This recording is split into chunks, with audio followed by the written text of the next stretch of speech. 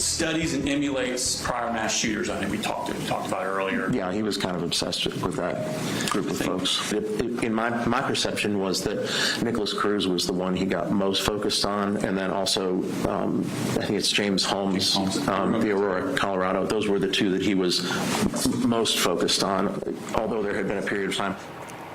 Today is the second day of victim impact statements in confessed Apalachee High School shooter Colt Gray's case. He could be sentenced any moment now. Thank you so much for joining us for Fox 5 News at noon. I'm Alex Whitler. 16-year-old Gray pleaded guilty to 55 charges from killing 2 students and 2 teachers at Apalachee High School. He carried out that violence almost 2 years ago. And Fox 5's Kevin Stewart joins us live at the Barrow County Courthouse. Kevin, we understand a judge will decide whether Gray will spend the rest of his life in prison with or without parole. Yeah, and really that is the goal here.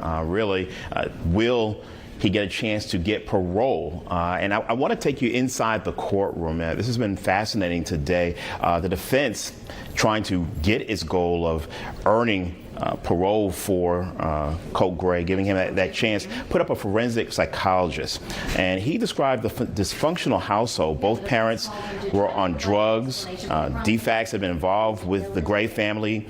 Gray did not attend school regularly. Kevin Richards testified that Gray struggled with depression, anxiety, paranoia, and became isolated, finding connections with people online who love true crime, particularly mass shootings. He says he was not properly treated, and if he could get better, he would if he got treated. Take a listen.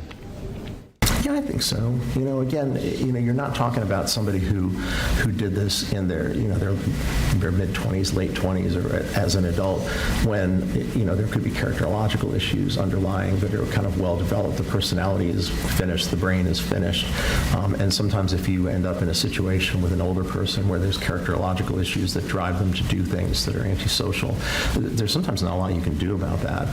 I think when you're dealing with kids and adolescents, there's still some room before things are consolidated, before they're finished, before they're finished developing, you can intervene in a meaningful way to try and help them develop, more healthy coping skills or address some of those symptoms. So, yeah, sure.